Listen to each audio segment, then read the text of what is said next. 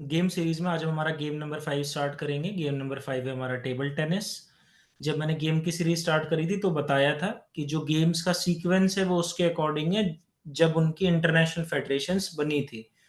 जिस गेम की international federation पहले बनी थी वो गेम नंबर 1 है, जैसे कि जिम्नास्टिक्स। फिर उसके बाद फुटबॉल की बनी थी तो वो गेम नंबर 2 है। ऐसे ही अब हमारा गेम नंबर 5 आता है लॉन टेनिस। स्टार्ट करते हैं लॉन टेनिस। लॉन टेनिस में इसकी हिस्ट्री की बात करें तो सिर्फ एक ही पॉइंट हमारे लिए इंपॉर्टेंट है कि ये इंग्लैंड के अंदर ओरिजिनेट हुआ था और पूर्ण रूप से इसको एक खेल के रूप में अपना लिया गया था 18th सेंचुरी के अंदर। इसकी जो इंटरनेशनल गवर्निंग बॉडी है वो है आईटीएफ, इंटरनेशनल टेनिस फेडरेशन। ये कब फॉर्म हुई थी? 1913 के अंदर। ये हमारे लिए इंपॉर्टेंट है, इसकी फॉर्मेशन डेट। तो 1913 के अंदर ये फॉर्म हुई थी आईटीएफ हमारी। जो आईटीएफ है इसके हेडक्वार्टर्स कहाँ पे? तो इसके हेडक्वार्टर्स है लंदन, इंग्लैंड के अंदर। ये भी इंपॉर्टेंट मार्क करोगे आप, क्योंकि जितने हमारी इंटरनेशनल गवर्निंग बॉडीज हैं स्पोर्ट्स की, उनके जो हेडक्वार्टर्स हैं वो स्विट्जरलैंड के अंदर मौजूद है ज्यादातर हमारे जो गेम्स हैं। और इसका हेडक्वार्टर कहाँ पर है? लंदन, इंग्लैंड के अंदर। जो आईटीएफ है वो गवर्निंग बॉडी तो वर्ल्ड टेनिस के जो नॉर्मल टेनिस गेम्स हम देखते हैं वो, उसके साथ साथ व्हीलचेयर टेनिस की भी और बीच पे टेनिस गेम स्टार्ट किया गया जिसको बीच टेनिस कहा जाता है, उसकी भी इंटरनेशनल गवर्निंग बॉडी है। तो तीन टाइप के टेनिस की गवर्निंग बॉडी है: वर्ल्ड टेनिस, व्हीलचेयर टेनिस और बीच टेनिस। नेक्स्ट आता है इसके करंट प्रेसिडेंट कौन है? तो करंट प्रेसिडेंट हमारे आईटीएफ के इंटरनेशनल टेनिस फेडरेशन के डेविड हैगर्टी।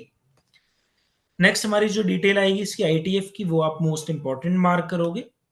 जो इंटरनेशनल टेनिस फेडरेशन है ना, उसने अपने दो सब ऑर्डिनेट्स बना रखे हैं। सब ऑर्डिनेट्स मतलब सहायक की भूमिका निभाने के लिए उसने दो एसोसिएशंस बनाई अपने अंडर। एक तो बनाई एटीपी और दूसरी बनाई डब्ल्यूटीए। एटीपी तो मेंस के जितने भी इंटरनेशनल इवेंट्स होते हैं उनको ऑर्गेनाइज कराती है, उनकी अथॉरिटी इसके पास रहती है। WTA world tennis association women's के जितने भी हमारे इवेंट होते हैं ना इंटरनेशनल टेनिस के, उसका रख रखाव करती है, उनको ऑर्गेनाइज कराती है। तो एटीपी की फुल फॉर्म है associate of tennis professionals. Main की इवेंट ये कराती है। फॉर्म कब हुई थी? 1972 में। इस डेट को आप इंपॉर्टेंट मार्क करोगे, ये ड्यू के एंट्रेंस एग्जाम में पहले पूछा गया है। इसके हेडक्वार्टर्स कहां पर है? एटीपी के हेडक्वार्टर्स है लंदन, इंग्लैंड के अंदर। नेक्स्ट आता है डब्ल्यूटीए, वुमेन्स टेनिस एसोसिएशन, जो वुमेन के इंटरनेशनल इवेंट्स का रखरखाव करती है, सिर्फ जो वुमेन के होंगे। फॉर्म कब हुई थी? 1973 के अंदर फॉर्म हुई थी। इसके हेडक्वार्टर्स कहां पर है? फ्लोरिडा, यूएसए के अंदर। नेक्स्ट डब्ल्यूटीई में हमारा सबसे इंपॉर्टेंट पॉइंट आता है कि डब्ल्यूटीई की फॉर्मेशन किसके एफर्ट्स की वजह से हुई थी? तो बिली जीन किंग एक फेमस टेनिस प्लेयर रही है यूएसए की, जिन्होंने डब्ल्यूटीए की फाउंडेशन में एक बहुत बड़ा रोल प्ले करा था। और बिली जीन किंग का पहले क्वेश्चन आया है ड्यू के एंट्रेंस एग्जाम्स में, पूछा गया है कि बिली जीन किंग किस गेम से रिलेट करती हैं? तो टेनिस से रिलेट करती है और इनके एफर्ट्स की वजह से ही ये वुमेन्स टेनिस एसोसिएशन की फॉर्मेशन हुई थी। इन्होंने कहा कि जब आप एटीपी की फॉर्मेशन कर सकते हो तो डब्ल्यूटीए भी बनना चाहिए ताकि जेंडर इक्वालिटी वहां पर शो हो। तो नेक्स्ट ईयर ही डब्ल्यूटीए की फॉर्मेशन भी हो गई थी। ओलंपिक्स में पहली बार लॉन टेनिस कब आया था? तो फर्स्ट टाइम मेंस जो लॉन टेनिस था उसको इंक्लूड किया गया था 1896 एथेंस ओलंपिक्स में। लेकिन इंटरनेशनल टेनिस फेडरेशन और आईओसी, इंटरनेशनल ओलंपिक कमेटी, कुछ डिस्प्यूट चला जिसकी वजह से 1924 में इसको रिमूव कर दिया गया और उसके बाद 1988 में इसको दोबारा इंक्लूड किया गया ओलंपिक्स में। तो जब हमसे पूछे पहली बार कब आया था टेनिस ओलंपिक्स में, तो 1896 में। सिर्फ मेंस इवेंट था वहां पर। और कब पहली बार इसको रिमूव किया गया था? तो 1924 में इसको पहली बार इसमें से रिमूव किया गया था ओलंपिक्स में से। नेक्स्ट आता है पहली बार वुमेन्स टेनिस कब इंक्लूड हुआ था ओलंपिक्स में? तो 1900 पेरिस ओलंपिक्स के अंदर पहली बार वुमेन्स टेनिस को इंक्लूड किया गया था। इसको आप मोस्ट इंपॉर्टेंट मार्क करोगे, क्योंकि ओलंपिक गेम्स में वुमेन्स का जो पार्टिसिपेशन है ना वो 1900 पेरिस ओलंपिक से ही स्टार्ट हुआ था। जो हमारे फर्स्ट ओलंपिक्स थे 1896 के, वो सिर्फ मेंस ने पार्टिसिपेट किया था। 1900 पेरिस ओलंपिक्स में पहली बार वुमेन्स ने ओलंपिक्स में पार्टिसिपेट किया था, वो भी सिर्फ दो स्पोर्ट्स में ही पार्टिसिपेट किया था। एक कौन सा हो गया? हमारा टेनिस, और दूसरा हो गया सेलिंग। तो हमारे लिए इंपॉर्टेंट है कि वुमेन्स टेनिस कब इंक्लूड किया गया था? तो 1900 पेरिस ओलंपिक्स के अंदर इसको इंक्लूड किया गया था वुमेन्स टेनिस को ओलंपिक्स में। नेक्स्ट आता है हमारा इंटरनेशनल टेनिस फेडरेशन, जिसने अपने सबऑर्डिनेट्स तो बना रखे हैं एटीपी और डब्ल्यूटीए, लेकिन कुछ इवेंट्स का रख रखाव, कुछ इवेंट्स की को ऑर्गेनाइज कराने की अथॉरिटी इसने अपने पास रखी है। डब्ल्यूटीए और एटीपी को नहीं कहता कि आप ऑर्गेनाइज कराओ, बल्कि ये स्वतः उसकी अथॉरिटी अपने पास रखता है।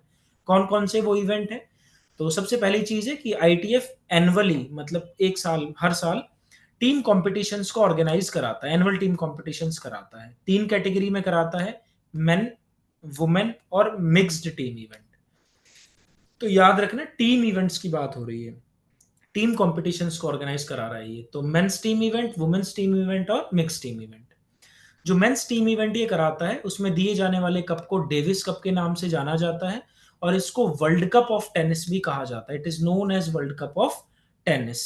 इंटरनेशनल लॉन टेनिस चैंपियनशिप भी इसको कहा जाता है डेविस कप को। कब स्टार्ट हुआ था ये पहली बार? तो 1900 के अंदर फर्स्ट टाइम डेविस कप को स्टार्ट किया गया था। इंपॉर्टेंट है ये हमारे लिए, पहले कई बार ये पूछा गया है डेविस कप किस गेम से रिलेट करता है।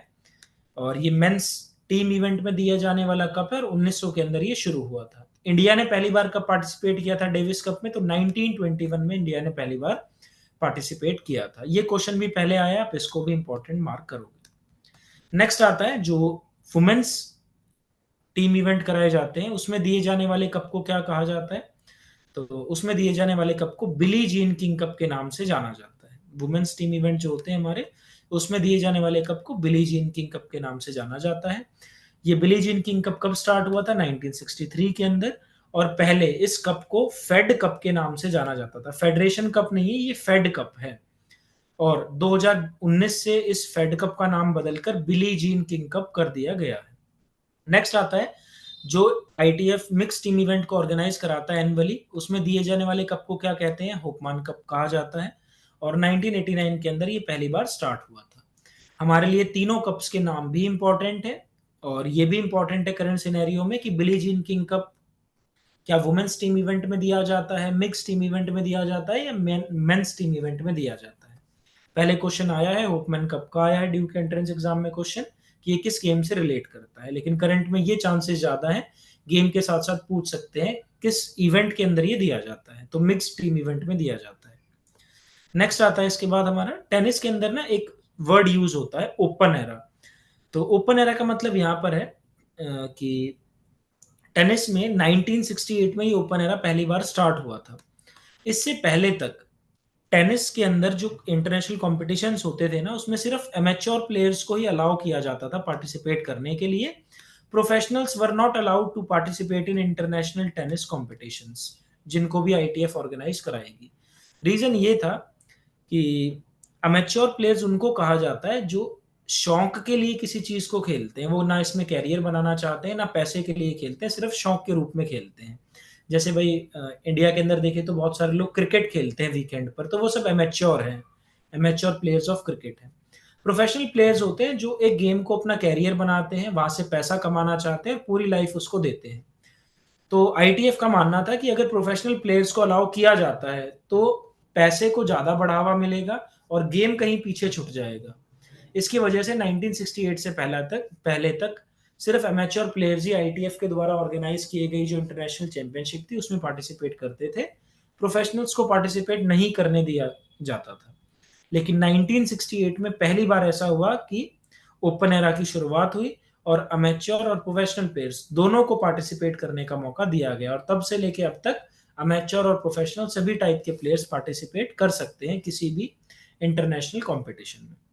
नेक्स्ट आता है लॉन टेनिस के अंदर 4 जो हमारे इवेंट्स हैं वो बहुत इंपॉर्टेंट माने जाते हैं, उनको ग्रैंड स्लैम टाइटल्स कहा जाता है। There are 4 grand slam titles in lawn tennis. कौन कौन से ग्रैंड स्लैम है हमारे? एक है ऑस्ट्रेलियन ओपन, दूसरा है फ्रेंच ओपन, तीसरा है विंबलडन ओपन और चौथा है यूएस ओपन। इन चारों को ग्रैंड स्लैम कहा जाता है। क्यों इनको ग्रैंड स्लैम कहा जाता है? क्योंकि ना ये जो चारों जने हैं जो हमारे चारों ये इंटरनेशनल इवेंट्स हैं, ये एक तो सबसे ज्यादा प्राइज मनी देते हैं विनर को, सबसे ज्यादा मीडिया और पब्लिक अटेंशन इसके अंदर मिलती है, और साथ ही साथ जब भी कोई प्लेयर इनको जीतता है तो आईटीएफ इनको प्लेयर्स को रैंकिंग के लिए पॉइंट्स अवार्ड करती है। जैसे हम जानते हैं ना कि भाई कौन सा प्लेयर वर्ल्ड नंबर 1 है, कौन सा वर्ल्ड नंबर 2 है, तो कैसे ये पता चलता है? तो जो जो कॉम्पिटिशन्स वो जीतते हैं ना पहले से ही तय कर दिया जाता है इस कॉम्पिटिशन को जीतने में हम एक प्लेयर को इतने पॉइंट देंगे। तो ये जो चारों ग्रैंड स्लैम है ना हमारे, इसको जब भी कोई प्लेयर जीतता है तो उसको 2000 पॉइंट्स दिए जाते हैं और फाइनल तक जो पहुंचता है उसको कितने दिए जाते हैं? 1200 पॉइंट दिए जाते हैं। तो इसके अंदर सबसे ज़्यादा रैंकिंग पॉइंट्स, ज़्यादा prize money, public media attention ज़्यादा है, इसीलिए ये सबसे फ़ेमस टेनिस इवेंट्स माने जाते हैं। इनको ग्रैंड स्लैम्स ऑफ टेनिस कहा जाता है। तो 4 ग्रैंड स्लैम हैं, Australian open, French open, Wimbledon open और यूएस ओपन। ये चारों ही एनुअली ऑर्गेनाइज़ कराए जाते हैं, हर साल होंगे चारों के चारों।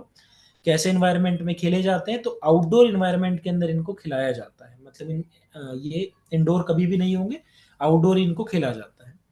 फिर खासियत ये है इन चारों ग्रैंड स्लैम्स की कि इंटरनेशनल टेनिस फेडरेशन इन चारों ग्रैंड स्लैम्स की अथॉरिटी भी अपने पास रखती है।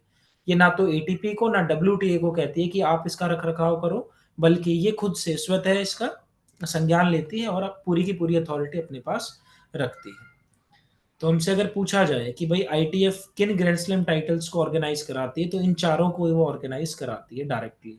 बाकी सभी का रख रखाव वो मेन के इवेंट्स के लिए एटीपी को देती है और वुमेन इवेंट के लिए डब्ल्यूटीए को देती है।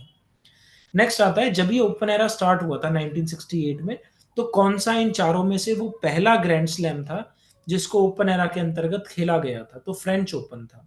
फ्रेंच ओपन में पहली बार ऐसा देखने को मिला था इन चारों ग्रैंड स्लैम्स में से कि अमेचर और प्रोफेशनल प्लेयर्स सभी पार्टिसिपेट कर सकते हैं। तो कहा जाता है ये first open grand slam tournament है टेनिस का। तो नाम क्या है? French open. नेक्स्ट स्लाइड में हम बात करेंगे हमारे चारों ग्रैंड स्लैम्स की। इंपॉर्टेंट है चारों ग्रैंड स्लैम्स, इनकी डिटेलिंग इंपॉर्टेंट है, बहुत सारे क्वेश्चंस इसमें से आते हैं। तो सबसे पहले आता है ऑस्ट्रेलियन ओपन। ये जो यहाँ पर हमने ग्रैंड स्लैम को लिखा है ना, उसका सीक्वेंस इस तरीके से लिखा है जिस हिसाब से ये क्रोनोलॉजिकली पूरे साल में खेले जाते हैं। जैसे ऑस्ट्रेलियन ओपन साल में पहला खेला जाता है, फिर सेकंड नंबर पर फ्रेंच ओपन खेला जाता है, थर्ड नंबर पर विंबलडन खेला जाता है और फोर्थ नंबर पर यूएस से खेला जाता है। तो क्रोनोलॉजिकली इनको फिक्स कर दिया गया है, हमेशा ये इसी सीक्वेंस में होते हैं। तो इसी हिसाब से हम इनको पढ़ेंगे। सबसे पहले ऑस्ट्रेलियन ओपन कब स्टार्ट हुआ था? 1905 में शुरू हुआ था। ऑस्ट्रेलियन ओपन किस शहर में खेला जाता है ऑस्ट्रेलिया के? तो ये मेलबर्न के अंदर खेला जाता है, ये हमारे लिए इंपॉर्टेंट है। फिर आता है जो ऑस्ट्रेलियन ओपन है, इसको खेलते समय किस टाइप के सरफेस का यूज किया जाता है? तो इसके अंदर हमारे सरफेस के जो क्वेश्चन है वो भी इंपॉर्टेंट रहेंगे। तो हार्ड कोर्ट के ऊपर ऑस्ट्रेलियन ओपन खेला जाता है। मैं आपको यहाँ पर बता दूं कि जो हमारे ग्रैंड स्लैम है चारों, इसमें अलग अलग टाइप के सरफेसेस का इस्तेमाल किया जाता है। जैसे विंबलडन के अंदर तो ग्रास कोर्ट को यूज करते हैं, फ्रेंच ओपन में क्ले कोर्ट को यूज करते हैं और ऑस्ट्रेलियन और यूएस ओपन में हार्ड कोर्ट को यूज करते हैं। तो समझ में आता है भाई, ग्रास कोर्ट मतलब जो ग्रास का कोर्ट होगा, क्ले कोर्ट समझ में आता है जो मिट्टी का होगा। लेकिन हार्ड कोर्ट्स का मतलब क्या है यहाँ पर? तो हार्ड कोर्ट एक सिंथेटिक कोर्ट है जिसकी शीट्स को बिछाया जाता है और उसको सिंथेटिक मटेरियल से तैयार किया जाता है। तो ये जो हार्ड कोर्ट्स है ये सिंथेटिक मटेरियल से बने होते हैं और ऑस्ट्रेलियन ओपन और यूएस ओपन दोनों में कैसे सरफेस पर खेला जाता है? हार्ड कोर्ट पर ये खेला जाता है। फिर इसमें हमारा पॉइंट नंबर 4 और पॉइंट नंबर 5 हमारे लिए इंपॉर्टेंट रहने वाला है। ये पॉइंट नंबर 4 और पॉइंट नंबर 5 करंट सिनेरियो में जो स्टेटमेंट वाइज क्वेश्चन आ रहे हैं। जो ऑस्ट्रेलियन ओपन है ना, वो हमेशा से हार्ड कोर्ट पर नहीं खेला जाता। 1905 से 1987 तक इसको ग्रास कोर्ट पर खेला जाता था। ये 1988 से इसको हार्ड कोर्ट पर शिफ्ट कर दिया गया था ऑस्ट्रेलियन ओपन को। तो हमारे लिए डिटेल बहुत इंपॉर्टेंट है। 2018 केवीएस के एग्जाम में ये डिटेल्स पूछी गई थी यूएस ओपन के बारे में कि किस डेट से किस डेट तक वो कौन से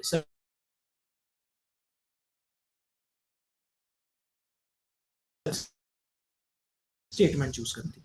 नेक्स्ट आता है जो ये हार्ड कोर्ट्स है, मैंने बताया ये सिंथेटिक मटेरियल से मिलकर बनते हैं। तो समय समय पर जो आईटीएफ है ना, हार्ड कोर्ट्स को भी बदलता रहता है। किस आधार पर बदलता है? हो सकता है भाई किसी हार्ड कोर्ट के ऊपर बाउंस ज्यादा मिलता हो क्योंकि मटेरियल अलग यूज हुआ है उसको बनाने में। किसी में बॉल को स्पीड बहुत ज्यादा मिलती हो, किसी में बाउंस लो रहता हो, तो उसके अनुसार ना हार्ड कोर्ट्स को चेंज किया जाता है उसके अंदर के मटेरियल को। तो आज तक ऑस्ट्रेलियन ओपन में 3 टाइप के हार्ड कोर्ट्स का इस्तेमाल किया गया है। सबसे पहला आता है रिबाउंड एस, 1988 से 2007 तक इसको यूज किया गया था, ग्रीन कलर का रिबाउंड एस, जो आप फिगर नंबर 1 में ऊपर देख सकते हो। फिर आता है ब्लू प्लेक्सी कुशन, 2008 से लेकर 2019 तक ऑस्ट्रेलियन ओपन में कैसा हार्ड कोर्ट यूज किया गया? ब्लू प्लेक्सी कुशन, जो आपकी फिगर नंबर 2 है, ये इसके अंदर ये क्या है? Blue plexi cushion hard court है। फिर आता है ब्लू ग्रीन सेट, ये अब करंट में 2020 से लेकर करंट तक जो हार्ड कोर्ट यूज हो रहा है वो है ब्लू ग्रीन सेट। तो ये आपकी फिगर नंबर 3 आप देख सकते हो, ग्रीन और ब्लू के कॉम्बिनेशन के साथ ये मौजूद है। इसमें सिर्फ कलर्स ही चेंज नहीं हो रहे, इसमें मटेरियल को भी चेंज किया जाता है ताकि उसके अकॉर्डिंग बॉल की स्पीड, बॉल का बाउंस भी तय हो सके। तो आप इसको इंपॉर्टेंट मार्क करोगे। क्वेश्चन आने के चांसेस बहुत ज्यादा है स्टेटमेंट वाइज क्वेश्चन में कि अभी तक कौन कौन से टाइप के हार्ड कोर्ट्स ऑस्ट्रेलियन ओपन में यूज हुए हैं। तो green coloured rebound S, blue plexi cushion और ब्लू ग्रीन सेट। नेक्स्ट आता है क्रोनोलॉजिकली अगर देखा जाए तो ये साल का पहला ग्रैंड स्लैम टूर्नामेंट होता है। चारों ग्रैंड स्लैम्स में सबसे पहले कराया जाता है, तो इसको कहा जाता है first grand slam tournament of the year. कब खेला जाता है? तो ये मिड जनवरी में खेला जाता है हर साल। मिड जनवरी का मतलब है सेकंड और third week of January. Duration हमेशा 2 वीक्स होती है। सिर्फ इसी ग्रैंड स्लैम की नहीं, चारों ग्रैंड स्लैम की जो ड्यूरेशन है ना वो 2 वीक की रहने वाली है, कि उनको 2 वीक्स का टाइम दिया जाता है और आईटीएफ इन 2 वीक्स में उनको ऑर्गेनाइज कराता है।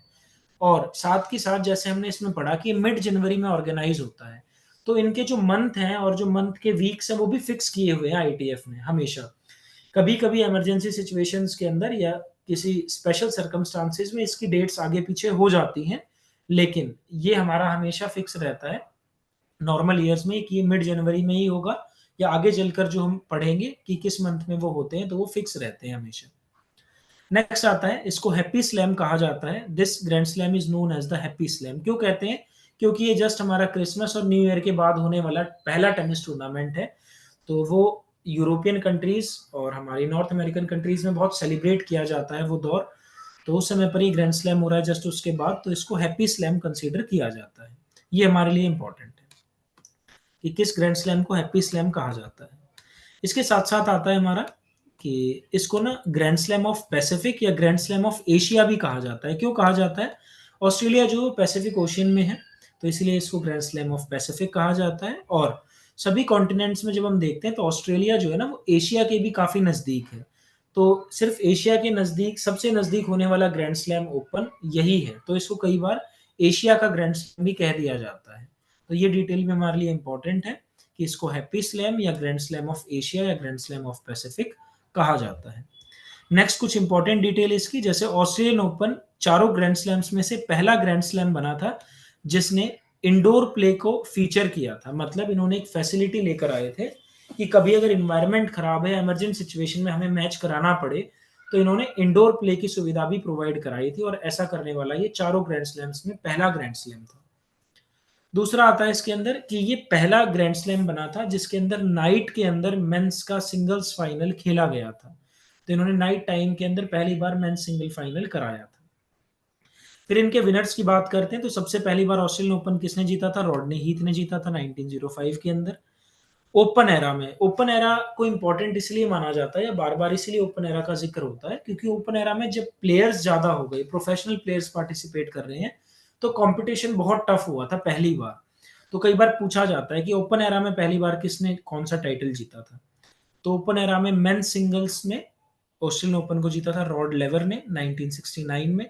आपके लिए इंपॉर्टेंट है, रॉड लेवर के बारे में हम आगे भी पढ़ेंगे। Rod Laver is the legend of lawn tennis. इन्होंने कुछ ऐसे कारनामे किए हैं लॉन टेनिस में जिसको आज तक कोई भी टेनिस प्लेयर नहीं कर पाया है। आगे चलकर इंपॉर्टेंट पॉइंट्स में हम इसको डिस्कस करेंगे। नेक्स्ट आता है कि भाई सबसे ज्यादा ऑस्ट्रेलियन ओपन किसने जीते हैं अभी तक? तो नोवाक जोकोविक ने जीते हैं, सर्बिया से बिलोंग करते हैं। कितनी बार ऑस्ट्रेलियन ओपन उन्होंने जीता है अपने कैरियर में? 10 बार जीता है। वुमेन सिंगल्स में बात करें तो मोस्ट टाइटल किसके? मार्गरेट कोर्ट के। इन्होंने 11 टाइटल्स जीते हैं ऑस्ट्रेलियन ओपन के। करंट में अगर हम बात करें 2024 का जो ऑस्ट्रेलियन ओपन है, तो उसमें मेन सिंगल्स में विनर रहे हैं जेनिक सिनर, वुमेन सिंगल्स में विनर रही है आरियाना सेबलिंका। इसको हमेशा करंट विनर्स को ना आप शॉर्ट फॉर्म में याद करोगे क्योंकि ऊपर वाली चीजें स्टैटिक है। मोस्ट टाइटल, पहले विनर, ये स्टैटिक रहेंगे, तो नाम याद करने पड़ते हैं इनके। करंट विनर लगभग बदलते रहते हैं क्योंकि एग्जाम की डेट श्योर नहीं होती। हो सकता है कि भाई हमारा नेक्स्ट ईयर आ जाए और वहां पे हमें फिर करंट विनर दूसरा पढ़ना पड़े, तो इसको शॉर्ट फॉर्म से याद करना, हमेशा एब्रीविएशन बना लो। जे और एस, जे से जेनिक और एस से सिनर। तो और नीचे आरियाना सेबेलिंका की बनाओगे तो क्या बनेगा? ए से आरियाना और एस से सेबेलिंका। तो जे S A S, J S ने मेन सिंगल जीता है और ए एस ने जीता है वुमेन सिंगल। इससे आपको बहुत हेल्प मिलेगी एग्जाम में भी एजुकेटेड गेस लगाने में। ऑप्शंस देखोगे, उनका स्टार्टिंग वर्ड आपको जैसे ही दिखेगा आप समझ जाओगे। नेक्स्ट आता है कि ऑस्ट्रेलियन ओपन में कौन से इवेंट कराए जाते हैं। मैं यहाँ पर स्पेसिफाई कर दूं, इवेंट्स और फॉर्मेट जो है ना सभी ग्रैंड स्लैम के सेम हैं। जो इवेंट ऑस्ट्रेलियन ओपन में मौजूद है, same event French open, Wimbledon open और यूएस ओपन में मौजूद होंगे। फॉर्मेट की बात करेंगे तो सेम फॉर्मेट ऑस्ट्रेलियन ओपन का है, फ्रेंच ओपन का है, विंबलडन का है और यूएस ओपन का है। तो इवेंट्स की बात करें तो 3 कैटेगरी में ऑस्ट्रेलियन ओपन में इवेंट होते हैं, सीनियर कैटेगरी, जूनियर कैटेगरी और wheel chair tennis category. Senior की बात करें तो सिंगल्स और डबल्स इवेंट है, सिंगल्स में main single, women single. Doubles में बात करें तो मेंस डबल्स, वुमेन्स डबल्स और मिक्स्ड डबल्स। जूनियर इवेंट्स में बात करें तो सेम सिंगल्स डबल्स के इवेंट मौजूद हैं, तो इसमें है boys singles, girls singles, boys doubles, girls doubles, इसमें मिक्स्ड इवेंट नहीं है। व्हील चेयर टेनिस की बात करें तो सेम सिंगल्स डबल्स में इवेंट मौजूद है, men's singles, women singles, men's doubles, women's doubles, यहाँ पर भी मिक्स्ड इवेंट मौजूद नहीं है। तो यहाँ पे हमारा एक तो इवेंट्स में से क्वेश्चन आ सकता है, थोड़ा डिटेल में देंगे तो, कि बताओ कौन सा इवेंट होता है, कौन सी कैटेगरी में इवेंट कराए जाते हैं। यहाँ पर एक चीज जो मुझे लगता है इसमें से क्वेश्चन बनने के चांसेस बहुत ज्यादा है, वो ये है कि किस कैटेगरी में इवेंट कराए जाते हैं। तो 3 कैटेगरी में होते हैं, सीनियर, जूनियर और व्हील चेयर। दूसरा क्वेश्चन इवेंट्स में से ये बन सकता है हमारा कि आप देख सकते हो सिर्फ सीनियर कैटेगरी में ही mixed team event, mixed doubles कराया जाता है। जब भी हम मिक्स्ड डबल्स कहते हैं ना, तो इसका मतलब है जो डबल्स की टीम बनेगी उसमें एक मेल होगा और एक फीमेल होगा, इसीलिए उसको मिक्स्ड डबल कहा गया है कि मिक्स्ड जेंडर उसमें खेलेंगे, मेल और फीमेल की एक टीम होगी। तो मिक्स डबल का इवेंट सिर्फ सीनियर कैटेगरी में मौजूद है, ना वो जूनियर में है और ना ही व्हील चेयर में मौजूद है। तो ये भी डायरेक्टली पूछा जा सकता है कि जो मिक्स्ड डबल्स का जो इवेंट है वो किस कैटेगरी में खेला जाता है, सीनियर, जूनियर, व्हील चेयर या सभी में। तो सिर्फ सीनियर में खेला जाता है। तो यहाँ से ये 2 क्वेश्चन बहुत इंपॉर्टेंट है हमारे लिए। नेक्स्ट, कैसा फॉर्मेट फॉलो करते हैं सभी ग्रैंड स्लैम्स, तो नॉकआउट फॉर्मेट ये फॉलो करते हैं। सेट्स की बात करते हैं तो फॉर्मेट के साथ साथ जो नंबर ऑफ सेट्स है कि कितने सेट खेले जाएंगे किस हमारे इवेंट के अंदर, ये भी चारों ग्रैंड स्लैम में बिल्कुल सेम रहने वाले हैं। तो सिर्फ मेंस सिंगल्स जो होता है ना, उसमें तो बेस्ट ऑफ 5 सेट खेले जाते हैं, मतलब 5 सेट खेलेगा जो मेल टेनिस प्लेयर है, और उसमें से उसको 3 सेट जीतने होंगे, अगर वो 3 सेट जीत जाएगा तो वो विनर हो जाएगा। बाकी सभी इवेंट्स में बेस्ट ऑफ 3 सेट को विनर डिक्लेयर किया जाता है, मतलब वो 3 सेट खेलता है, चाहे वुमेन सिंगल हो, सभी डबल्स इवेंट हो, व्हील चेयर के या जूनियर इवेंट्स जो है हमारे। तो सिर्फ मेंस सिंगल्स का इवेंट छोड़कर बाकी सभी इवेंट्स में बेस्ट ऑफ 3 सेट खेले जाते हैं, कि जो 3 में से ज्यादा सेट जीत लेगा, मतलब 2 सेट जीत लेगा, वो विनर है। सिर्फ मेंस सिंगल्स में ही 5 सेट खेलने होते हैं, जो इसमें से 3 जीतेगा वो विनर कहलाएगा। तो इवेंट, फॉर्मेट और जो सेट्स हैं हमारे, ये हमारे चारों के चारों ग्रैंड स्लैम्स के अंदर सेम रहेंगे। नेक्स्ट आता है इसमें करंट सिनेरियो में, ये डिटेल भी हमारे लिए मोस्ट इंपॉर्टेंट रहने वाली है, जो ट्रॉफीज दिए जाते हैं उसका नाम क्या है। तो जो मेन सिंगल्स की विनर है, उसमें जिस जो ट्रॉफी दी जाती है उस ट्रॉफी को कहा जाता है Norman Brooks challenge cup.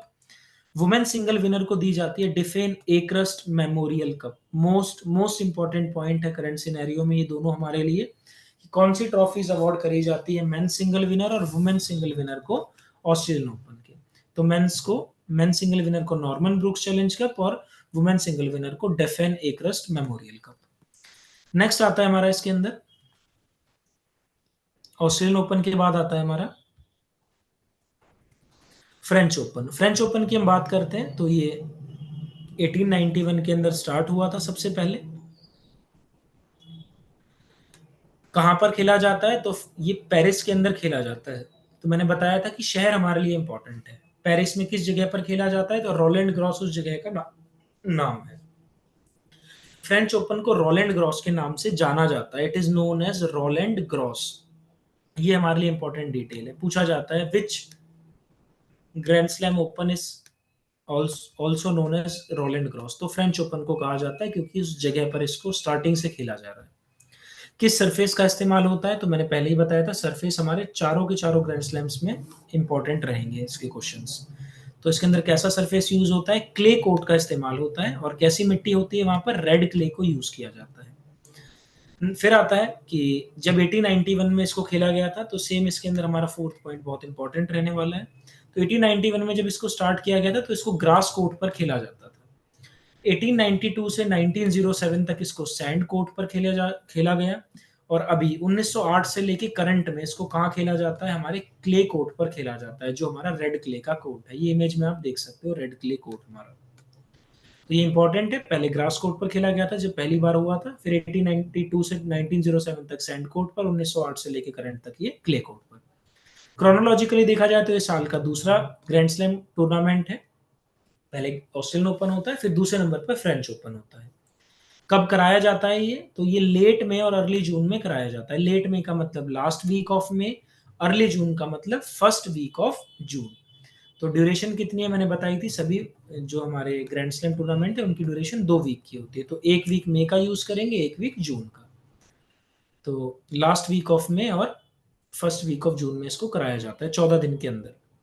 Next आता है, इसको ना फ्रेंच ओपन नाम 1925 से मिला है। पहले इसको ना सिर्फ फ्रेंच नेशनल चैंपियनशिप कहा जाता था। 1925 से पहले तक, 1925 से पहले तक फ्रांस से बाहर के प्लेयर्स को अलाउ नहीं किया जाता था कि वो इसमें पार्टिसिपेट करें, इसीलिए तब इसको फ्रेंच नेशनल चैंपियनशिप कहा जाता था। और 1925 के बाद बाहर से भी प्लेयर्स को अलाउ किया गया था पार्टिसिपेट करने के लिए, तो 1925 में इसको नाम मिला है फ्रेंच ओपन। तो हमसे अगर पूछा जाए कि फ्रेंच ओपन को ये नाम कब मिला फ्रेंच ओपन, तो 1925 से ही मिला है। नेक्स्ट इसमें इंपॉर्टेंट डिटेल आती है, ये चारों ग्रैंड स्लैम्स में ना सबसे ज्यादा physical demanding grand slam title है। मतलब इसमें सबसे ज्यादा एफर्ट लगता है एक प्लेयर का। क्यों लगता है? क्योंकि क्ले कोर्ट जो होता है ना उस पर ज्यादा बाउंस मिलता है और बॉल स्लो होती है। तो अपना गेम दिखाने के लिए एथलीट को ज्यादा पावर का इस्तेमाल करना पड़ता है इसके अंदर, तो इसको कंसीडर किया जाता है most physically demanding tennis tournament. तो ये आपके लिए इंपॉर्टेंट है इन्फॉर्मेशन। फिर आता है हमारा कि भाई पहला ग्रैंड स्लैम टूर्नामेंट जो ओपन एरा में खेला गया था या first open grand slam tournament, तो हमने पिछली स्लाइड में ही पढ़ा था, वो है फ्रेंच ओपन। विनर की बात करें तो फर्स्ट विनर इसमें एच ब्रिक्स था। मोस्ट टाइटल्स किसने जीते? तो राफेल नडाल ने मोस्ट टाइटल जीते हैं, स्पेन से ही आते हैं फ्रेंच ओपन के। 14 बार इन्होंने फ्रेंच ओपन को जीता है अपने कैरियर में।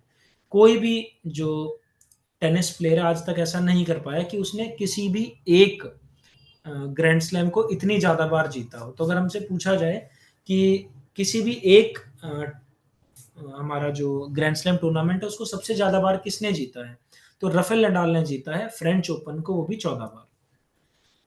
वुमेन्स में मोस्ट टाइटल्स की बात करें तो क्रिस अवर्ट ने जीता है। कितने टाइटल जीते हैं? 7 टाइटल्स जीते हैं। तो इनको पेट नेम भी दिए गए हैं। राफेल नडाल को मास्टर ऑफ क्ले कहा जाता है और क्रिस एवर्ट को क्या कहा जाता है? Queen of clay. क्योंकि भाई इन्होंने जब भी पार्टिसिपेट किया है ना क्ले कोर्ट के ऊपर, तो ये लगभग हर बार विनर बने हैं। तो इसीलिए क्रिस एवर्ट को क्वीन ऑफ क्ले कहा जाता है और राफेल नडाल को मास्टर ऑफ क्ले कहा जाता है। करंट विनर कौन है फ्रेंच ओपन के 2024 के अंदर? तो मेन सिंगल्स में इसको कार्लोस एल्करेज ने जीता है और वुमेन सिंगल्स को जीता है ईगा स्वेतिक ने। तो आप इसमें भी शॉर्ट फॉर्म बनाओगे, कार्लोस एल्करेज की बनेगी शॉर्ट फॉर्म CA और ईगा स्वेतिक की बनेगी IG, CAIG।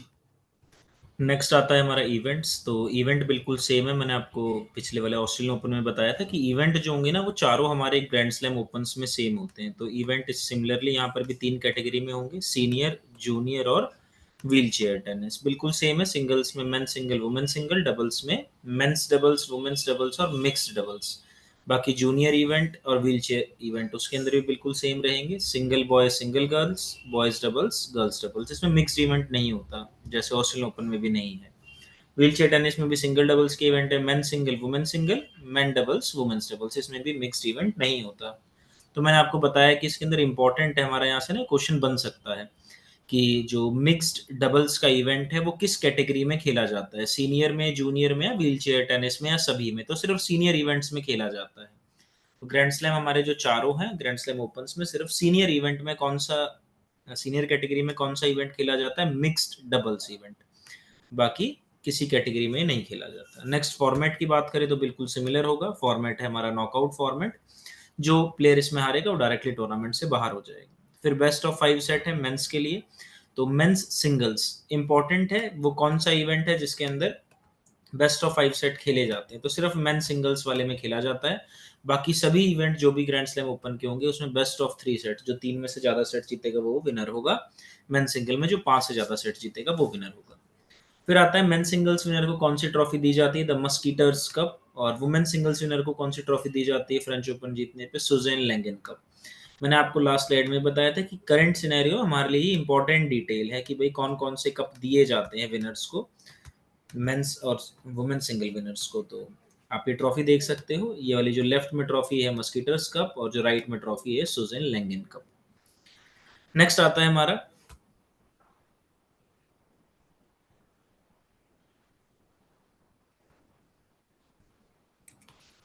Wimbledon open. Wimbledon open की अगर हम बात करें तो ये 1877 में स्टार्ट हुआ था। कहाँ पर खेला जाता है तो लंदन इंग्लैंड के अंदर ही खेला जाता है। लंदन जिस सिटी में होता है ये, और सिटी में किस जगह पर तो विंबलडन में होता है। फिर किस टाइप के सरफेस का यूज किया जाता है तो मैंने आपको बताया था सरफेसेस हमारे लिए इंपॉर्टेंट है, और ये सबसे इंपॉर्टेंट है सरफेसेस में। अगर हम देखते हैं तो विंबलडन ओपन क्यों, क्योंकि किस सरफेस पर खेला जाता है तो ये ग्राउंड ग्रास कोर्ट पे खेला जाता है। ये एक लौता ऐसा ग्रैंड स्लैम ओपन टूर्नामेंट है जिसने आज तक अपने सरफेस को चेंज नहीं किया। ये 1877 से लेके 2024 तक टिल डेट ये ग्रास कोर्ट्स को ही यूज करता है। तो ये इंपॉर्टेंट है कि वो कौन सा ग्रैंड स्लैम ओपन है जिसमें हमेशा सेम सरफेस रहा है, तो वो है विंबलडन ओपन। और कौन सा सरफेस, ग्रास कोर्ट्स। क्रोनोलॉजिकली देखा जाए तो ये साल का तीसरा, third grand slam tournament of the year है। इससे पहले होता है ऑस्ट्रेलियन ओपन, उसके बाद फ्रेंच ओपन, और तीसरे नंबर पे होता है विंबलडन ओपन। कब खेला जाता है तो लेट जून और अर्ली जुलाई को ये खेला जाता है। लेट जून मतलब last week of June, early July मतलब first week of July. Duration कितना होता है तो ड्यूरेशन सेम रहता है, 2 वीक्स का इसके अंदर हमारा ड्यूरेशन है। सभी ग्रैंड स्लैम ओपन 2 हफ्ते के अंदर कराने होते हैं, तो ड्यूरेशन पूछा जाए तो 2 वीक्स, 14 दिन का टाइम पीरियड होता है। इसके इंपॉर्टेंट पॉइंट की अगर हम बात करें तो इसको ओल्डेस्ट ग्रैंड स्लैम माना जाता है, क्योंकि सबसे पहले यही शुरू हुआ था 1877 में। और इसको मोस्ट प्रेस्टिजियस टेनिस टूर्नामेंट भी माना जाता है। क्यों मोस्ट प्रेस्टिजियस टेनिस टूर्नामेंट इसको माना जाता है, क्योंकि एक टाइम पर ब्रिटेन सुपर पावर हुआ करता था, तो उस टाइम से ही ये चला आ रहा है। और तो इन चारों, अगर हम ग्रैंड स्लैम से ये बात करें तो सबसे प्रेस्टिजियस इसको ही माना जाता है, विंबलडन ओपन को। नेक्स्ट आता है, इसमें एक बिल्कुल अलग क्वालिटी है सभी ग्रैंड स्लैम ओपन्स के मुकाबले। वो ये है कि इसके अंदर ना जो ड्रेस कोड है वो फिक्स किया हुआ है। ड्रेस कोड क्या है कि सभी प्लेयर्स को जो इसके अंदर पार्टिसिपेट करते हैं वो वाइट क्लोथ्स का इस्तेमाल करते हैं। In it players are required to wear all white attire. Attire means clothes. जो इनके शूज होंगे, क्लोथ्स होंगे, ये पूरे के पूरे वाइट पैटर्न को फॉलो करेंगे। आप इमेज में भी देख सकते हो यहाँ पर, जो ये चारों हमारे जो टेनिस प्लेयर हैं ये चारों व्हाइट क्लोथ पहनकर ही खेल रहे हैं। फिर इसकी खासियत होती है, इसमें जो पार्टिसिपेट करते हैं प्लेयर्स, उसमें मेंस को तो जेंटलमैन कहा जाता है और वुमेन को लेडीज कहा जाता है। तो ये भी इंपॉर्टेंट है, किस ग्रैंड स्लैम ओपन में मेंस को जेंटलमैन और वुमेन्स को लेडीज कहा जाता है, तो किसके अंदर कहा जाता है, हमारे विंबलडन ओपन में कहा जाता है। नेक्स्ट आता है विंबलडन ओपन को और किस नाम से जाना जाता है तो it is also known as the All England lawn tennis championship. इसका क्या है secondary name, All England lawn tennis championship. इसके विनर्स की बात करें तो फर्स्ट विनर स्पेंसर गोर थे 1877 में। ओपन एरा में इसको किसने जीता था, रॉड लेवर ने जीता था। ऑस्ट्रेलियन ओपन भी ओपन एरा में इन्होंने ही जीता था। मैंने कहा था रॉड लेवर हमारे लिए बहुत इंपॉर्टेंट प्लेयर हैं। हम इसके कुछ इंटरनेशनल पॉइंट्स पढ़ेंगे इससे रिलेटेड, वहां पर हम इनका जिक्र करेंगे। फिर मोस्ट टाइटल्स की बात करते हैं तो मेन सिंगल्स में रॉजर फेडरर स्विट्जरलैंड के, इन्होंने सबसे ज्यादा 8 टाइटल विंबलडन ओपन के जीते हैं, इसीलिए इनको मास्टर ऑफ ग्रास का टाइटल दिया गया है कि जब भी ये ग्रास कोर्ट पर खेलते हैं तो लगभग हर बार इन्होंने इसको जीता है। तो इसलिए इनको मास्टर ऑफ ग्रास कहा जाता है, क्योंकि सबसे ज्यादा बार इन्होंने इसको जीता है। फिर आता है मोस्ट टाइटल्स वुमेन सिंगल्स की बात करें तो किसने जीते हैं तो मार्टिना नेवरेतिलोवा ने जीते हैं, यूएसए की प्लेयर थी ये। इन्होंने 9 बार विंबलडन ओपन को जीता है, इसलिए इनको क्वीन ऑफ ग्रास कहा जाता है। क्या कहा जाता है, queen of grass. Next current winners की बात करें तो अभी 2024 का हुआ नहीं विंबलडन ओपन, तो करंट विनर 2023 का जो है वो है कार्लोस एल्करेज स्पेन के। मेन सिंगल्स में, वुमेन सिंगल्स की बात करें तो मार्केटा वोंडरोसोवा ने इसको जीता है। तो इसमें भी सिमिलरली हम शॉर्ट फॉर्म यूज करेंगे। मैंने बताया था शॉर्ट फॉर्म इसलिए यूज करते हैं क्योंकि ये चेंज होते रहते हैं, तो अगर हमसे कभी भी पूछा जाए तो ये इंपॉर्टेंट है हमारे लिए। तो शॉर्ट फॉर्म्स आपकी हेल्प करेंगी। बाकी इन्फॉर्मेशन जो ऊपर हमने करी है, मोस्ट टाइटल्स, फर्स्ट विनर, ये स्टैटिक रहते हैं, इसलिए वहां पे नाम याद करना जरूरी है, तो इसको CAMV से आप याद कर सकते हैं। नेक्स्ट इवेंट्स की बात करें तो सिमिलर इवेंट्स रहने वाले हैं जो सभी ग्रैंड स्लैम ओपन में रहते हैं, 3 कैटेगरी में, सीनियर, जूनियर और व्हील चेयर टेनिस। बाकी इवेंट्स मैंने पूरे एक्सप्लेन पहले ही कर दिए हैं, तो बिल्कुल सेम है जो हमारे फ्रेंच और ऑस्ट्रेलियन ओपन में थे। नेक्स्ट फॉर्मेट की बात करें तो नॉकआउट फॉर्मेट होता है सेम। बेस्ट ऑफ 5 सेट किसके लिए होता है, मेन सिंगल्स के लिए, और बाकी सभी में best of 3 sets. Main singles winner को कौन सी ट्रॉफी दी जाती है, जेंटलमैन्स सिंगल्स चैंपियंस ट्रॉफी, जिसको द सिल्वर गिल्ट कप के नाम से जाना जाता है। क्या कहा जाता है? Silver gilt cup. और वुमेन सिंगल्स विनर को क्या दिया जाता है? वुमेन सिंगल विनर्स को सिल्वर सॉल्वर चैंपियंस ट्रॉफी, जिसका नाम है वीनस रोज वाटर डिश। मैंने आपको पहले ही बताया था दोनों फ्रेंच ओपन्स में कि ये हमारे लिए इंपॉर्टेंट है, करंट में जो हमारा पैटर्न है उसके लिए इनके नाम इंपॉर्टेंट है कप्स के। तो आप देखोगे तो जो लेफ्ट साइड में है सिल्वर गिल्ड कप और राइट साइड में क्या है? Venus rose water dish. Next आता है हमारा यूएस ओपन। यूएस ओपन कब स्टार्ट हुआ था? 1881 में स्टार्ट हुआ था यूएस ओपन हमारा। कहाँ पर होता है हमेशा? तो यूएस में ये न्यूयॉर्क सिटी में खेला जाता है। न्यूयॉर्क में किस जगह पर खेला जाता है? तो क्वींस में ये खेला जाता है। मैं फिर रिपीट करता हूँ, हमारे लिए सिटी इंपॉर्टेंट है कि विंबलडन कहाँ होता है? लंदन में होता है। सिमिलरली भाई यूएस ओपन कहाँ होता है? तो न्यूयॉर्क में होता है। ऑस्ट्रेलियन ओपन कहाँ होता है? मेलबर्न में होता है। फ्रेंच ओपन कहाँ होता है? पेरिस में होता है। सिटी हमारे लिए इंपॉर्टेंट है। फिर सरफेस की बात करें तो किस सरफेस पर ही खेला जाता है? तो ये हार्ड कोर्ट पर खेला जाता है। अब हार्ड कोर्ट पर खेला जाता है। ये जो यूएस ओपन में आपका पॉइंट नंबर 4 और 5 है, दोनों आपके लिए मोस्ट इंपॉर्टेंट है करंट सिनेरियो में, पॉइंट नंबर 4 और पॉइंट नंबर 5। पॉइंट नंबर 4 का क्वेश्चन एज इट इज यहाँ से उठा के पूछा हुआ था 2018 के एग्जाम में हमारे केवीएस में। तो ग्रास कोर्ट पहले इसमें यूज होता था, जैसे जो हार्ड कोर्ट आज यूज हो रहा है यूएस ओपन में, हमेशा से हार्ड कोर्ट नहीं था। 1881 से लेकर 1974 तक ये ग्रास कोर्ट पर खेला जाता था। फिर 1975 से लेकर 1977 तक इसको क्ले कोर्ट पर खेलने लगे। 3 साल के लिए बीच में 75 से 77 क्ले कोर्ट पर। और अब 1978 से लेकर करंट 2024 तक इसको हार्ड कोर्ट पे खेला जाता है। तो इसके सरफेस को 3 बार बदला गया है, पहले ग्रास कोर्ट पे, फिर ये क्ले कोर्ट पे, और अब किस पर खेला जाता है? ये हार्ड कोर्ट पे ही खेला जाता है। नेक्स्ट आता है कि जब से इसमें हार्ड कोर्ट्स को यूज करने लगे हैं, तो कितने टाइप के हार्ड कोर्ट यूज हुए हैं? तो 2 टाइप के हार्ड कोर्ट यूज हुए हैं। प्रो डेको टर्फ 1978 से 2019 तक ये यूज हुआ है, और लेकोल्ड जो 2020 से लेके प्रेजेंट तक अभी तक इसको हम यूज कर रहे हैं। तो ये हमारे लिए इंपॉर्टेंट है। मैंने ऑस्ट्रेलियन ओपन में भी बताया था आप सभी को कि ये आर्टिफिशियल हमारे वो होते हैं जो यूज करते हैं सरफेसेस, तो ये आर्टिफिशियल सरफेस है हमारे। तो इनके अंदर मटेरियल जैसे जैसे चेंज होता है तो इसके अंदर होने वाला बाउंस, बॉल की स्पीड, ये सब बदल जाती है।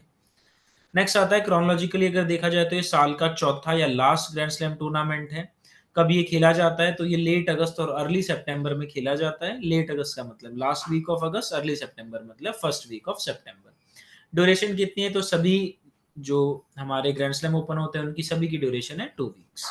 नेक्स्ट इसमें हमारी 2 इंपॉर्टेंट डिटेल आती है, जैसे ये इकलौता ग्रैंड स्लैम ओपन है जो आज तक कभी भी ऐसा हुआ ही नहीं है कि जब से ये स्टार्ट हुआ है कि ये किसी साल में ना खेला गया हो, ये हर बार हुआ है। 3 बड़े इवेंट अभी तक हमारी हिस्ट्री में हुए 1881 के बाद, एक तो वर्ल्ड वॉर 1, वर्ल्ड वॉर 2 और कोविड-19।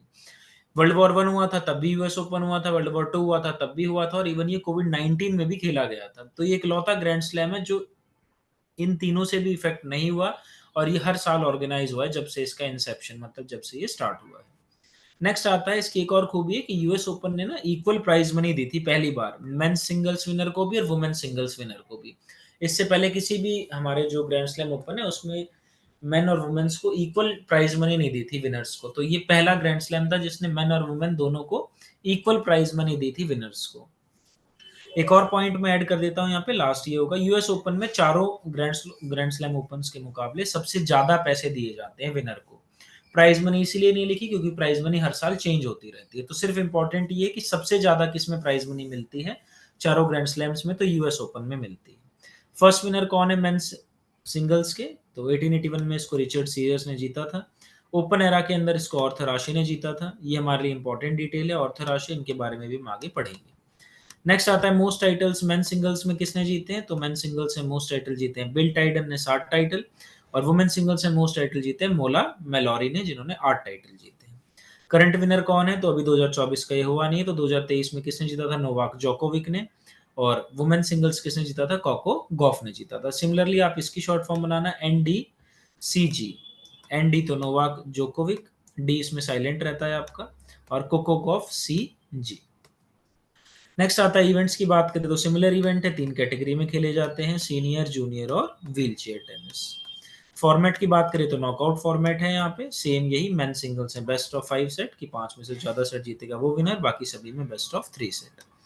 फिर आता है यहाँ पर जो ट्रॉफीज दी जाती है ना, उसको अलग अलग नाम नहीं दिया बल्कि सभी को मिलाकर एक नाम दिया गया है कि यूएस ओपन में चाहे मेंस विनर हो सिंगल्स में, वुमेन्स विनर हो सिंगल्स में, डबल्स के किसी भी इवेंट में विनर हो, तो उन सभी को नाम दे दिया गया है स्टर्लिंग सिल्वर ट्रॉफीज। तो अगर हमसे पूछा जाए यूएस ओपन में जो ट्रॉफी दी जाती है विनर को उसको क्या कहते हैं, तो उन सभी ट्रॉफीज को एक नाम दे दिया गया है स्टर्लिंग सिल्वर ट्रॉफी। सिमिलरली ये डिटेल हमारे लिए इंपॉर्टेंट है। नेक्स्ट आते हैं कुछ हमारी ना इंपॉर्टेंट पॉइंट्स हैं इंटरनेशनली जब हम इसको डिस्कस करते हैं। सबसे पहला आता है ओल्डेस्ट ग्रैंड स्लैम कौन सा रहा है वर्ल्ड का, तो विंबलडन ओपन ओल्डेस्ट है क्योंकि सबसे पहले ये शुरू हुआ था।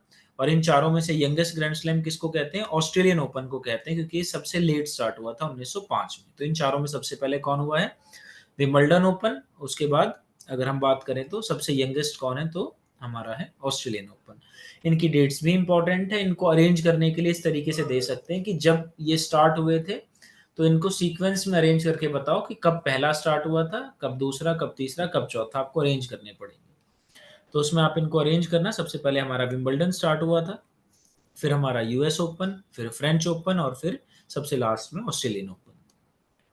फिर आता है मास्टर ऑफ क्ले किसको कहा जाता है, तो राफेल नडाल को कहा जाता है क्योंकि इन्होंने 14 बार फ्रेंच ओपन को जीता है। अगर हमसे एक क्वेश्चन पूछा जाए किसी भी ग्रैंड स्लैम ओपन को सबसे ज्यादा बार किसने जीता है आज तक, तो राफेल नडाल ने जीता है हमारा फ्रेंच ओपन।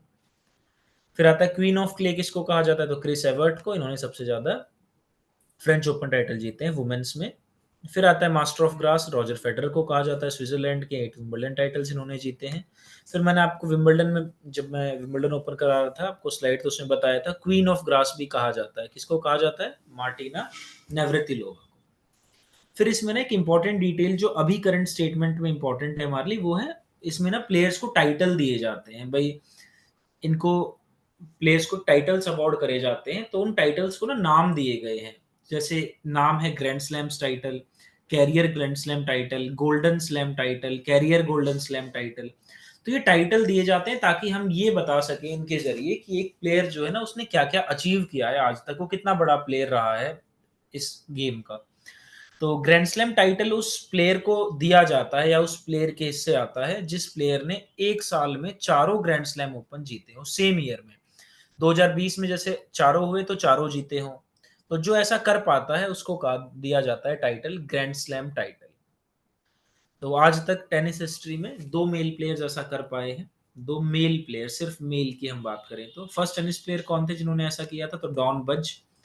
इन्होंने 1925 के अंदर ऐसा किया था जब ओपन एरा स्टार्ट नहीं हुआ था। तो सिर्फ यहाँ पे इसलिए इंपॉर्टेंट डिटेल है कि भाई पहला टेनिस प्लेयर कौन था जिसने ग्रैंड स्लैम टाइटल जिसको दिया गया था कि उसने एक ही ईयर में चारों जीत लिए, तो डॉन बज ने जीते थे। लेकिन ओपन एरा को क्यों हम मेनली कंसिडर करते हैं, क्योंकि ओपन एरा में कंपटीशन टफ हुआ था, अमेच्योर और प्रोफेशनल दोनों प्लेयर्स पार्टिसिपेट करते थे। तो आज तक मेल प्लेयर्स में ग्रैंड स्लैम टाइटल सिर्फ और सिर्फ रॉड लेवर को दिया गया है। क्यों, क्योंकि यही ओपन एरा में ऐसे मेल टेनिस प्लेयर रहे हैं जिन्होंने चारों ग्रैंड स्लैम टाइटल्स को सिंगल ईयर में जीता हो। और ऐसा इन्होंने एक बार नहीं दो बार किया है, 1962 में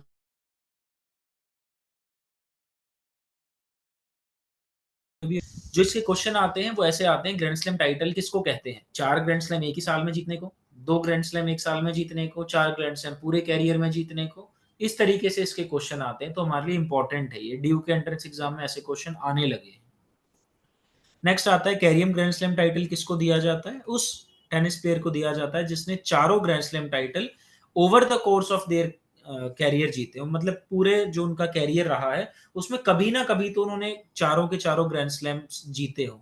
सपोज 2016 में एक जीत लिया, 2020 में दूसरा जीत लिया, 2023 में तीसरा जीत लिया, 2024 में चौथा जीत लिया, तो उन्होंने अपने कैरियर में कभी ना कभी ये चारों ग्रैंड स्लैम जीते हो, तो उनको टाइटल दिया जाता है कैरियर ग्रैंड स्लैम टाइटल। ऐसा बहुत सारे टेनिस प्लेयर्स ने किया इसलिए यहाँ पर उनका नाम नहीं है। तो इंपॉर्टेंट है कैरियर ग्रैंड स्लैम टाइटल का मतलब क्या है, तो मतलब है चार grand slam over the course of career जीतना।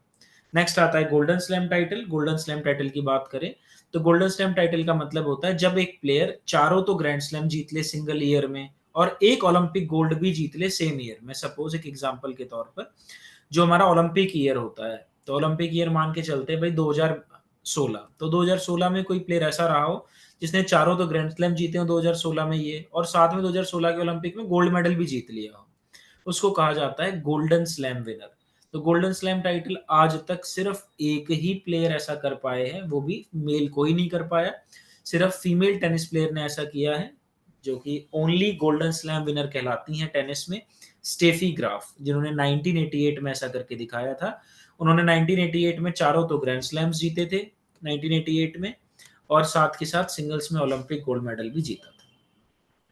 फिर नेक्स्ट आता है कैरियर गोल्डन स्लैम। तो कैरियर गोल्डन स्लैम टाइटल उन प्लेयर को अवार्ड किया जाता है जिन्होंने चारों ग्रैंड स्लैम कभी ना कभी जीते हैं और साथ में एक ओलंपिक गोल्ड भी जीता है अपने over the course of career. जब भी यहाँ पर कैरियर शब्द यूज हो जाता है तो कैरियर का मतलब क्या है कि भाई पूरे के पूरे कैरियर में उन्होंने इनको जीता हो।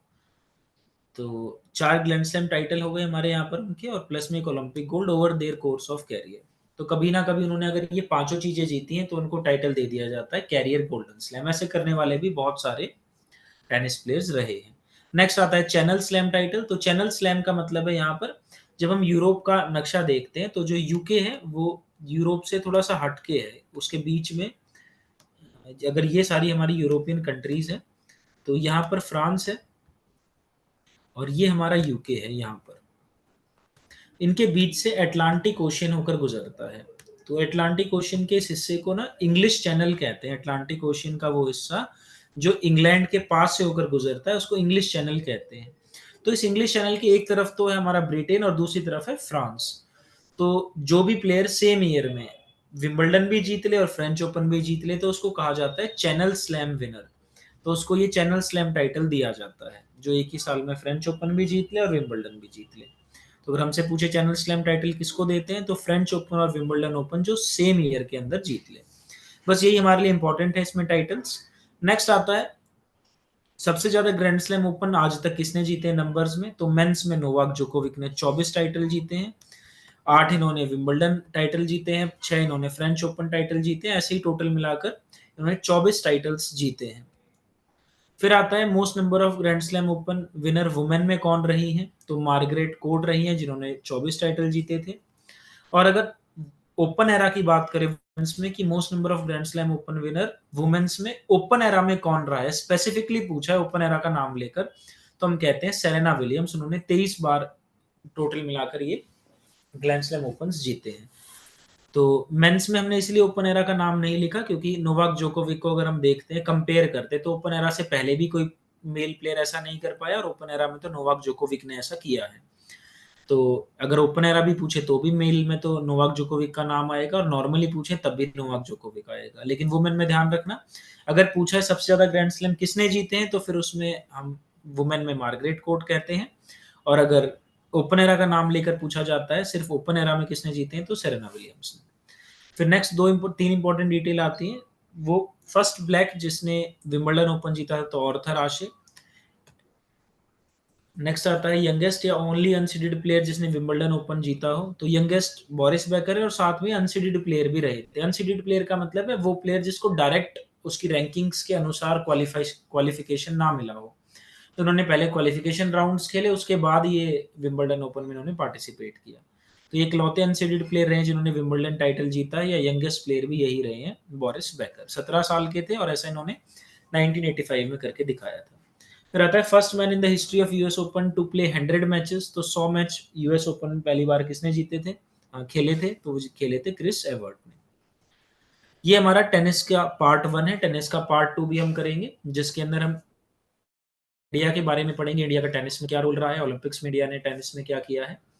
उसमें हम डायमेंशंस पढ़ेंगे इसकी और कैसे इसके अंदर पॉइंट्स को अवॉर्ड किया जाता है। मोस्ट इंपॉर्टेंट है टेनिस के अंदर पॉइंट्स की अवॉर्डिंग कैसे होती है।